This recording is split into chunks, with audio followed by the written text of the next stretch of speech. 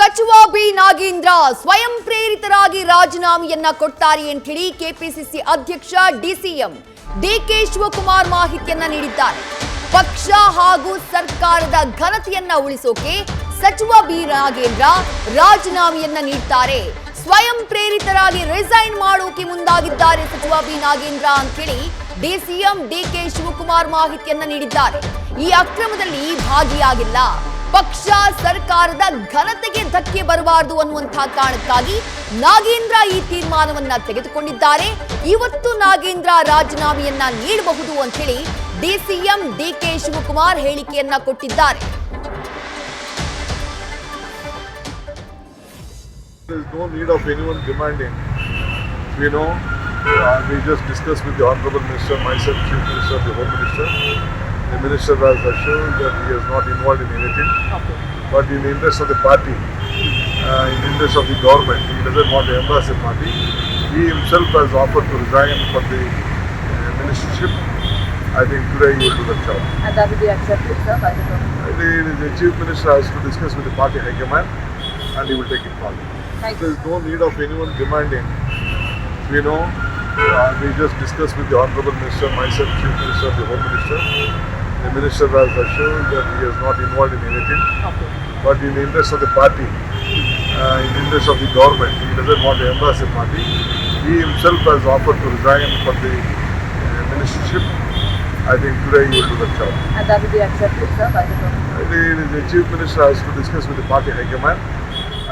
ಅಲ್ಲಿಗೆ ವಾಲ್ಮೀಕಿ ನಿಗಮದ ಹಗರಣಕ್ಕೆ ಸಂಬಂಧಪಟ್ಟ ಹಾಗೆ ಸಚಿವ ಬಿ ನಾಗೇಂದ್ರ ಅವರ ರಾಜೀನಾಮೆ ಕನ್ಫರ್ಮ್ ಆಗಿದೆ. ಖುದ್ದು ಡಿಸಿಎಂ ಡಿಕೆ ಶಿವಕುಮಾರ್ ಈ ಬಗ್ಗೆ ಕನ್ಫರ್ಮ್ ಮಾಡಿದ್ದಾರೆ. ಪಕ್ಷದ ಘನತೆಯನ್ನ ಉಳಿಸುವುದಕ್ಕೆ, ಸರ್ಕಾರದ ಘನತೆಯನ್ನ ಉಳಿಸುವುದಕ್ಕೆ ಬಿ ನಾಗೇಂದ್ರ ಅವರು ಸ್ವಯಂ ಪ್ರೇರಿತರಾಗಿ ಸಚಿವ ಸ್ಥಾನದಿಂದ ಇಳಿಯುವುದಕ್ಕೆ ಮುಂದಾಗಿದ್ದಾರೆ. ಇವತ್ತು ಅವರು ರಾಜೀನಾಮೆಯನ್ನ ನೀಡ್ತಾರೆ ಅನ್ನುವಂಥ ಮಾತನ್ನ ಹೇಳಿದ್ದಾರೆ ಡಿಸಿಎಂ ಡಿಕೆ ಶಿವಕುಮಾರ್. ನಿನ್ನೆಯೇ ನ್ಯೂಸ್ ಫಸ್ಟ್ ಈ ಬಗ್ಗೆ ಕನ್ಫರ್ಮ್ ವರದಿಯನ್ನ ನೀಡಿತ್ತು. ಇವತ್ತು ರಾಜೀನಾಮೆಯನ್ನ ನೀಡಲಿದ್ದಾರೆ ಬಿ ನಾಗೇಂದ್ರ ಅನ್ನುವಂಥ ಸುದ್ದಿಯನ್ನ ಬಿತ್ತರಿಸಿತ್ತು ನ್ಯೂಸ್ ಫಸ್ಟ್. ಮತ್ತಷ್ಟು ಮಾಹಿತಿಯನ್ನ ನಮ್ಮ ಪ್ರತಿನಿಧಿ ಹರೀಶ್ ನೀಡ್ತಾ ಹೋಗ್ತಾರೆ. ಹರೀಶ್, ನಿನ್ನೆ ರಾತ್ರಿಯೇ ನೀವು ಈ ಸುದ್ದಿಯನ್ನ ಕೊಟ್ಟಿದ್ರಿ.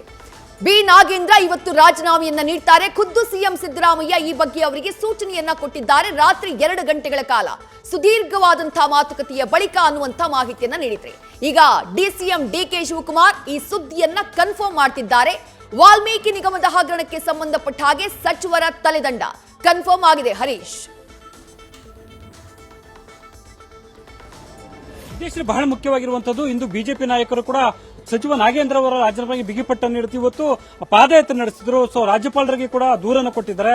ಇದೆಲ್ಲ ಬೆಳವಣಿಗೆ ನಡುವೆ ಕೂಡ ನಿನ್ನೆ ರಾತ್ರಿ ಸಿಎಂ ಸಿದ್ದರಾಮಯ್ಯ ಅವರು ನಾಗೇಂದ್ರ ಅವರನ್ನ ತಮ್ಮ ಸರ್ಕಾರ ನಿವಾಸಕ್ಕೆ ಕರೆಸಿಕೊಂಡು ಸುದೀರ್ಘವಾಗಿ ಚರ್ಚೆ ನಡೆಸಿದ್ದಾರೆ. 2 ಗಂಟೆಗಳ ಕಾಲ ಚರ್ಚೆ ನಡೆಸಿದ್ದಾರೆ. ರಾಜೀನಾಮೆ ಕೊಡಬೇಕು ಅನ್ನುವಂತ ಮಾತನ್ನ ಕೂಡ ಹೇಳುವ ಮೂಲಕ ಸೂಚನೆಯನ್ನು ಕೊಟ್ಟಿದ್ದಾರೆ. ಅದರಂತೆ ಕೂಡ ಇವತ್ತು ನಾಗೇಂದ್ರ ಅವರು ರಾಜೀನಾಮೆ ಕೊಡ್ತಾರೆ ಅನ್ನುವಂಥದ್ದು ಕೂಡ ಈಗ ಸಾಕಷ್ಟು ಚರ್ಚೆ ಆಗ್ತಾ ಇತ್ತು. ಇದೆಲ್ಲದರ ನಡುವೆ ಡಿಸಿಎಂ ಡಿಕೆ ಶಿವಕುಮಾರ್ ಅವರು ನಾಗೇಂದ್ರ ಅವರು ರಾಜೀನಾಮೆ ವಿಚಾರವಾಗಿ ಸ್ಪಷ್ಟನೆಯನ್ನು ಕೊಡ್ತಕ್ಕಂಥ ಪ್ರಯತ್ನ ಮಾಡಿದ್ದಾರೆ.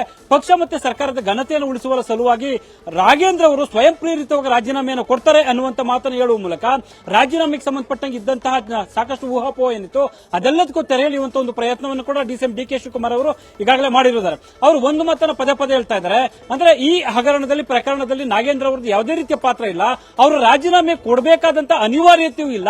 ಆದರೂ ಕೂಡ ಪಕ್ಷ ಮತ್ತೆ ಸರ್ಕಾರದ ಘನತೆಯನ್ನು ಉಳಿಸುವ ಸಲುವಾಗಿ ಅವರು ಸ್ವಯಂ ಪ್ರೇರಿತವಾಗಿ ರಾಜೀನಾಮೆಯನ್ನು ಕೊಡ್ತಾರೆ ಅನ್ನುವಂತ ಮಾತನ್ನ ಹೇಳಿದ್ದಾರೆ. ಅದು ಕೂಡ ಇವತ್ತೇ ರಾಜೀನಾಮೆ ಕೊಡ್ತಾರೆ ಅನ್ನುವಂಥದ್ದು. ಜೊತೆಗೆ ಪರಮೇಶ್ವರ್ ಮತ್ತೆ ನಾನು ಇಬ್ರು ಕೂಡ ಚರ್ಚೆ ಮಾಡಿದ್ದೀವಿ ನಾಗೇಂದ್ರ ಅವರ ಜೊತೆ. ಅವರು ಆ ಚರ್ಚೆ ಸಂದರ್ಭದಲ್ಲಿ ಆ ಪ್ರಕರಣಕ್ಕೆ ಸಂಬಂಧಪಟ್ಟ ಹಗರಣದಲ್ಲಿ ನಮ್ಮ ಪಾತ್ರ ಏನು ಇಲ್ಲ ಅನ್ನುವಂತ ವಿಚಾರವನ್ನು ಹೇಳಿದ್ದಾರೆ. ಸೊ ಆದ್ರೆ ಅವರು ರಾಜೀನಾಮೆ ಕೊಡಬೇಕಾದಂತ ಅಗತ್ಯ ಇಲ್ಲ. ಆದ್ರೂ ಕೂಡ ಪಕ್ಷ ಮತ್ತೆ ಸರ್ಕಾರದ ಘನತೆ ಉಳಿಬೇಕಾಗಿದೆ. ಈ ಹಿನ್ನೆಲೆಯಲ್ಲಿ ಕೂಡ ಅವರು ರಾಜೀನಾಮೆ ಕೊಡ್ತಾರೆ ಅನ್ನುವಂಥದ್ದು ಅವರ ಪ್ರಮುಖವಾದಂತಹ ಮಾತಾಗಿರುವುದು. ಜೊತೆಗೆ ಸಿಎಂ ಸಿದ್ದರಾಮಯ್ಯ ಹೈಕಮಾಂಡ್ ಜೊತೆ ಚರ್ಚೆ ಮಾಡಿ ಈ ಬಗ್ಗೆ ಎಲ್ಲ ಕೂಡ ತೀರ್ಮಾನ ಕೈಗೊಳ್ತಾರೆ ಅನ್ನುವಂತ ಮಾತನ್ನ. ಆದ್ರೆ ನಿನ್ನೆ ರಾತ್ರಿನೇ ಈ ಒಂದು ವಿಚಾರಕ್ಕೆ ಸಂಬಂಧಪಟ್ಟ ಸುದೀರ್ಘವಾಗಿ ಚರ್ಚೆ ಮಾಡಿ ತೀರ್ಮಾನವನ್ನ ಆಗಾಗಲೇ ಕೂಡ ತೆಗೆದುಕೊಂಡಿರುವಂತದ್ದು. ಮತ್ತೆ ಹೈಕಮಾಂಡ್ ನಾಯಕರ ಜೊತೆ ಸಿಎಂ ಸಿದ್ದರಾಮಯ್ಯ ಮತ್ತೆ ಡಿಸಿಎಂ ಡಿಕೆ ಶಿವಕುಮಾರ್ ಇಬ್ರು ಕೂಡ ಮಾತುಕತೆ ನಡೆಸಿದ್ದಾರೆ. ರಾಜೀನಾಮೆ ವಿಚಾರವಾಗಿ ಪಕ್ಷಕ್ಕೆ ಆಗುವಂತ ಡ್ಯಾಮೇಜ್ ಆಗಿರ್ಬೋದು, ಸರ್ಕಾರದ ಮಟ್ಟದಲ್ಲಿ ಆಗುವಂತ ಡ್ಯಾಮೇಜ್ ಆಗಿರ್ಬೋದು, ಇವೆಲ್ಲದಕ್ಕೂ ಕೂಡ ಅದಕ್ಕೆ ತೆರೆ ಎಳಿಬೇಕು ಅಂತಂದ್ರೆ ರಾಜೀನಾಮೆ ಅನಿವಾರ್ಯ ಅನ್ನುವಂತ ಚರ್ಚೆಯನ್ನು ಕೂಡ ಮಾಡಿದ್ದಾರೆ. ಅದಕ್ಕೂ ಕೂಡ ಬಲವಾಗಿರುವಂತದ್ದು ಅಂದ್ರೆ SIT ತನಿಖೆ ಸಂದರ್ಭದಲ್ಲಿ ಮುಖ್ಯವಾಗಿ ಬಂಧಿತರಾಗಿರುವಂತಹ ಅಧಿಕಾರಿಗಳಾಗಿರ್ಬೋದು ಮತ್ತೆ ನಾಗೇಂದ್ರ ಅವರ ಆಪ್ತರು ನಾಗರಾಜು ಅನ್ನುವಂಥವ್ರು ಇವರು ಕೂಡ ನೇರವಾಗಿ ಸಚಿವರ ಹೆಸರನ್ನ ಪ್ರಸ್ತಾಪ ಮಾಡಿದ್ದಾರೆ ಅನ್ನುವಂಥದ್ದು ಒಂದಾದ್ರೆ, ಮಗದೊಂದು ಕಡೆ CBI ಈಗಾಗಲೇ ಕೂಡ FIR ಅನ್ನು ದಾಖಲಿಸಿದೆ.